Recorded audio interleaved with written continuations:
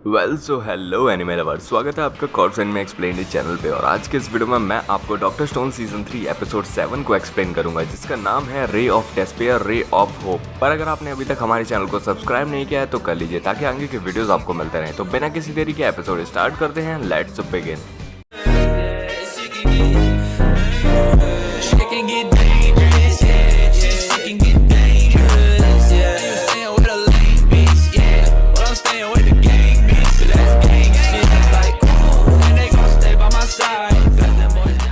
Episode के start में हम देखते हैं कि सेंकू और सारे लोग उस आइलैंड पर पहुंच चुके हैं। और यो तो ये जान के काफ़ी एक्साइटेड हो रहा था कि उस आइलैंड पर खजाना मिलेगा। और क्रोम बोल रहा था कि उन्हें भी पता भी नहीं चला कि हम वहां पर आ गए, और उसे लगता है कि हमारी साइंस उनसे तो आगे ही है।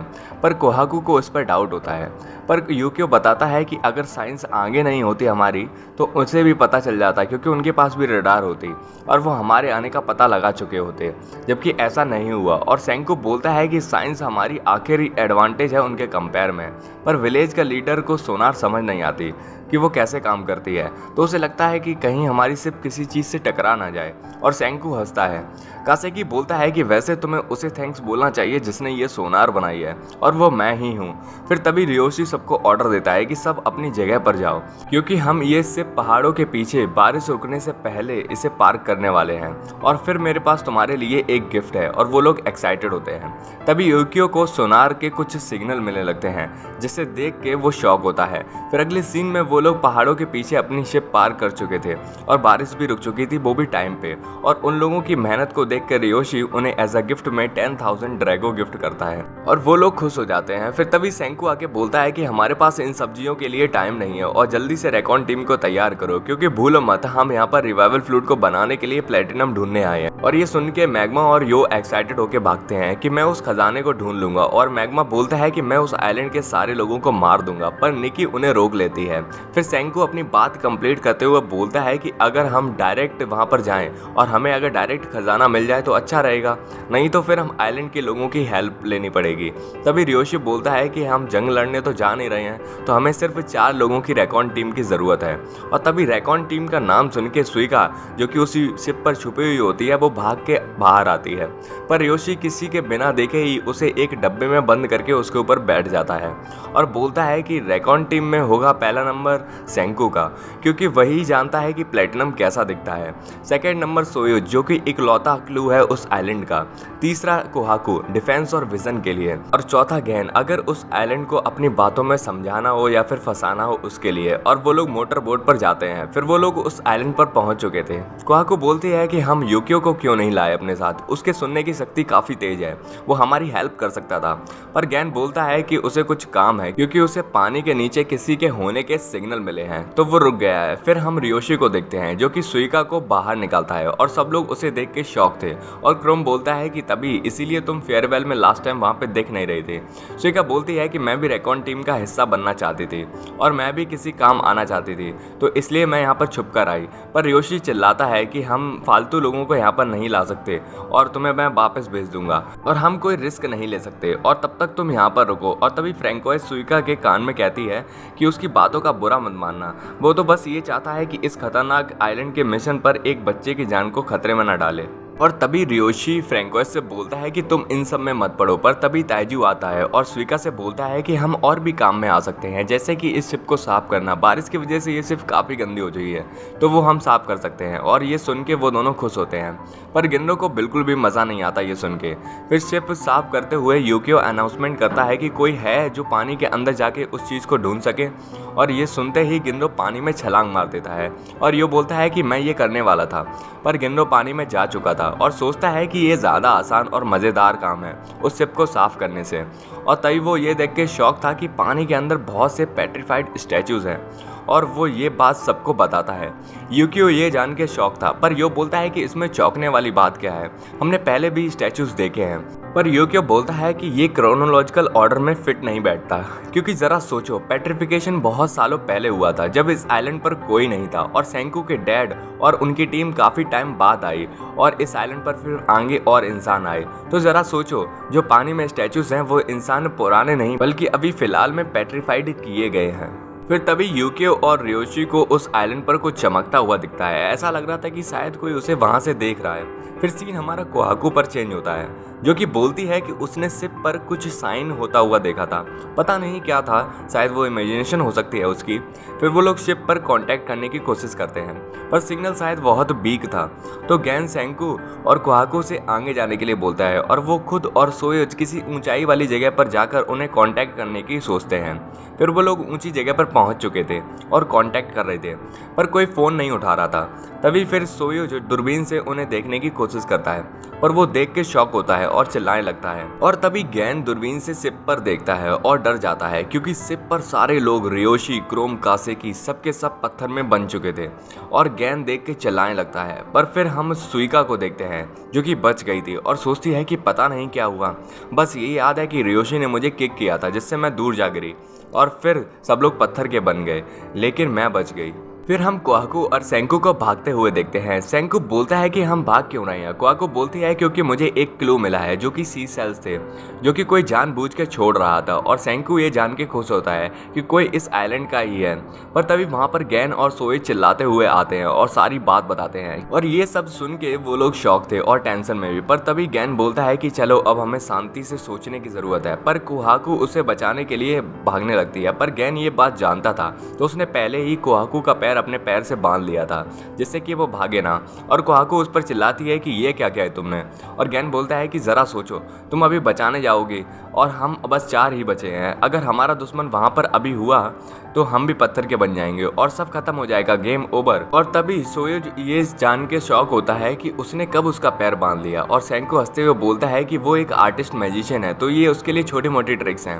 पर तभी सोयोज सोच के बोलता है कि ये मेरी गलती है, क्योंकि मुझे अभी याद आया जब मैं बच्चा था हम वहाँ से भाग रहे थे, तो किसी से बचने के लिए भाग रहे थे, क्योंकि कोई लोग था जो पेट्रीफाई कर रहा था लोगों को। और मुझे माफ़ करना कि ये मुझे तब याद नहीं आया। पर वो लोग बोलते हैं कि कोई नहीं, तुम सिर्फ बच्चे थे और इतना याद होना बड़ी बात होती है, लेकिन ये अच्छी बात है कि तुम्हें कम से कम इतना तो याद है। लेकिन सेंकू बोलता है कि ये हिंट जैकपॉट है और बोलता है कि अगर इस आइलैंड पर कोई एनिमी फोर्स है जो सारे किंगडम ऑफ साइंस को पेट्रीफाई करना चाहता है, तो कोई फ्रेंडली फोर्स भी है जो उस पेट्रिफिकेशन से बचना चाहता है, और हमें हिंट दे रहा है इन सी सेल से। और अगर वो हमारे साथ हो जाए तो हम जल्दी से प्लेटिनियम को ढूंढ सकेंगे, यानी सारी ह्यूमैनिटी को रिवाइवल फ्लूइड से बचा लेंगे। और ये सुन के वो लोग एक्साइटेड थे।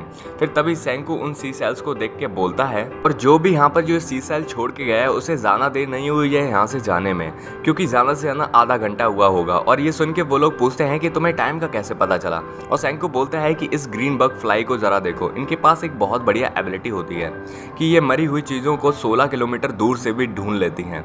और ये आइलैंड इतना छोटा है और जहाँ से भी ये आई है वहाँ से रास्ता सिर्फ 30 मिनट की दूरी पर होगा। और अब टाइम आ गया है फॉरेंसिक साइंस की हेल्प लेने का। फिर अगले सीन में सेंकू वही फ्लूइड निकालता है जो सुकासा को सही करने के लिए यूज़ किया था, मतलब साइनो एक्रोलाइट। फिर हम उसे बॉईल करेंगे और उसकी स्टीम्स में सेल्स को रखेंगे। जैसे ही उस पर ब्लैक लाइट मारेंगे तभी उस पर इंसानों के फिंगरप्रिंट दिखने लगते हैं। और सेंकू प्रिंट्स की रिंग देखकर पता लगता है कि ये लड़की के हाथों के निशान है और एक एवरेज हाइट और वेट वाली लड़की है। और गैन इसे देख के इम्प्रेस होता है। सेंकू बोलता है कि ये टाइम इम्प्रेस होने का नहीं है, बल्कि डिटेक्टिव प्रोफाइल खोलने का है और ये तुम्हारा जॉब है। और गैन बोलता है कि मैं मेंटलिस्ट हूँ, साइकिक नहीं, तो जो भी बताऊंगा बस वो एक हाइपोथेटिकल थ्योरी होगी। और बोलता है कि वो एक जवान लड़की है, क्योंकि कोई बूढ़ा आदमी इतना कोशिश नहीं करेगा कि समंदर से सी सेल्स लाए और इतनी दूर आके फेंक दे, और कोई बड़ा आदमी भी नहीं करेगा क्योंकि वो आलसी होते हैं।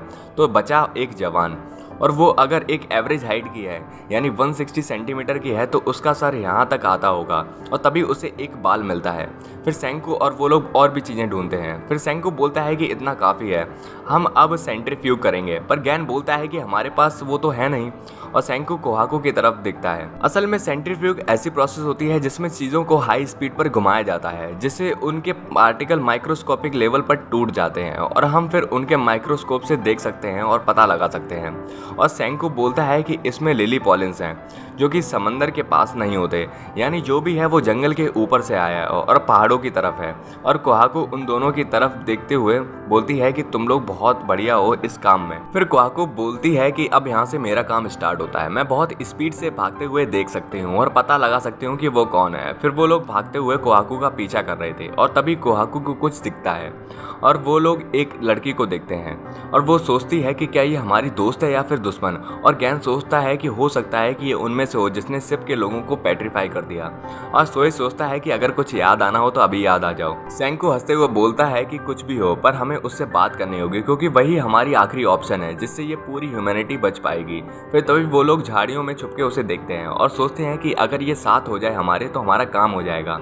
और गैन को लगता है कि उसे बातों में लाना थोड़ा मुश्किल होगा क्योंकि वो बहुत सुंदर है। और जैसे ही वो आगे बढ़ने वाला था कि तभी वहाँ 3 लड़के आते हैं जो कि उस लड़की जिसका नाम एमरलिस था उसको प्रपोज करते हैं। और एमरलिस बोलती है कि अब मैं क्या कहूँ, मैं बहुत खुश हूँ, तुम लोग मुझे प्रपोज कर रहे हो। और ये देख के सेंकू थोड़ा वेट करने को कहता है कि ये सब पहले ख़त्म हो जाने दो, पर कोहाकू को इसे देख के काफ़ी एक्साइटमेंट हो रही थी और मज़ा आ रहा था। और तभी एमरलिस सेल्स के सॉल्टी वाटर को अपनी आंखों में डाल के रोने की एक्टिंग करते हुए कहती है कि मैं खुश हूँ, तुम्हें लेकिन पता है ना कि कल मेरी लीडर के साथ शादी है और उनके पैलेस में चली जाऊंगी, और अगर मैं ऐसा नहीं करूंगी तो तुम लोगों को वो लीडर पत्थर में बना देगा। और वो उस विलेज की सबसे सुंदर लड़की थी। और तभी वो लोग ये सुन के भाग जाते हैं और सेंकू बोलता है कि ये अच्छा हुआ कि हमें हमारे दुश्मन का पता चल गया।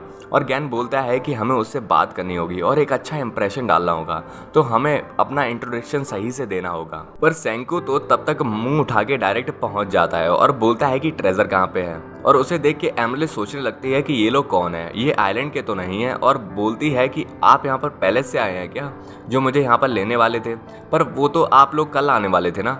और तभी उसकी नज़र सोएज पर आती है और वो उसे देख के उसकी तरफ भागती है और गले से लग जाती है और बोलती है कि आप यहाँ पर क्या कर रहे हैं लीडर, आपकी आंखें कितनी अच्छी हैं और मैं आपसे प्यार करती हूँ। और ये सब सुन के सोएज को थे फ्यूज उड़ चुके थे, क्योंकि सोएज भी उसे थोड़ा थोड़ा पसंद करता था। और फिर वो जैसे ही होश में आता है तो एमरलिस को पता चलता है कि वो लीडर नहीं है, पर वो उसके जैसा लगता था और इस आइलैंड का भी, पर वो तीनों लोग उस आइलैंड के नहीं लगते। और कोहाकू बोलती है कि लीडर बोला क्या तुमने, जैसे कि हमारा सेंको हमारा लीडर है। और ये सुनते ही एमरलिस उसे लीडर समझ के प्रपोज करती है।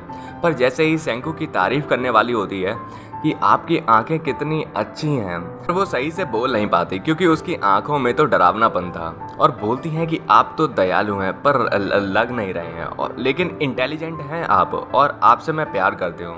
पर सेंकू बोलता है कि हाँ हाँ हाँ ये सब छोड़ो, खजाना कहाँ पर है। और कोहाकू बोलती है कि तुम लोग एक दूसरे के लिए नहीं बने हो। और एमरलिस सोचती है कि इस पर मेरी ब्यूटी का असर क्यों नहीं हुआ, मैं तो बहुत क्यूट हूँ ना। और गैन बोलता है कि सेंकू को इन सब का असर नहीं पड़ता, पर अगर मेरे पर तुमने ये सब ट्राई किया होता तो शायद मैं मान जाता। और झूठ बोलता है कि मैं भी लीडर हूँ। जैसे ही एमरलिस उसे प्रपोज करने वाली थी वो समझ जाती है कि उसने झूठ बोला है। और कोहाकू गुस्से में गैन से बोलती है कि क्या मैं तुम्हें अपने गले लगाऊं। और गैन बोलता है कि अरे तुम नहीं, अगर तुम गले लगाओगी तो मेरी सारी हड्डियाँ टूट जाएंगी। फिर एमरलिस बोलती है कि तुम लोग कौन हो, इस विलेज के तो नहीं लगते। पर तभी उसे कुछ लोगों की चिल्लाने की आवाज़ आती है और वो उसके विलेज से थी और वो भागती है और वो लोग भी उसके पीछे भागते हैं। फिर हम देखते हैं कि कुछ लोग उस बुरे लीडर से बगावत करने वाले थे क्योंकि वो उनकी सबसे सुंदर लड़की एमरलिस को ले जाने वाला था और उन्हें रोकना चाहता था। पर उन्हें डर लग रहा था कि कहीं वो हम लोगों को भी पेट्रीफाई ना कर दे। और कोहाकू उन्हें रोकने के लिए उन्हें मारने के लिए आगे बढ़ती है, पर गैन रोकता है कि ऐसे वो लोग हमारी साइड कभी नहीं आएंगे। और एमरलिस बताती है कि मैं इस विलेज को बचाने के लिए लीडर से शादी कर रही हूँ ताकि मैं उसके पैलेस में जाके उसे हरा सकूँ, और इसलिए मैं इस आइलैंड की सबसे खूबसूरत लड़की बनी। और कोहाकू बोलती है कि तो अब हम क्या करें। और सेंकू अपना सीक्रेट वेपन सेपरेशन गैस यानी टीयर गैस यानी रुलाने वाली गैस निकालता है, जिसको उसने गैन के कंधों पर रखा हुआ था, जिसे वो यूज़ करने से पहले वो लोग मास्क पहनते हैं और वो उसे उन पर रिलीज़ करते हैं। और वो लोग रोने लगे थे और बेहोश हो गए थे। और ये देख के एमरलिस सोचती है कि ये तो जादू है और ये लोग हैं कौन।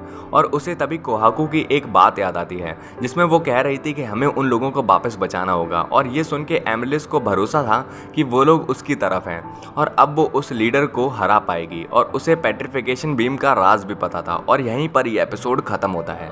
वेल सो ये एपिसोड बहुत ट्विस्ट और सस्पेंस से भरा हुआ था और अब हम फाइनली ये जानने वाले हैं कि पेट्रिफिकेशन बीम का राज क्या है। तो जानने के लिए हमें अगले नेक्स्ट एपिसोड का वेट करना होगा।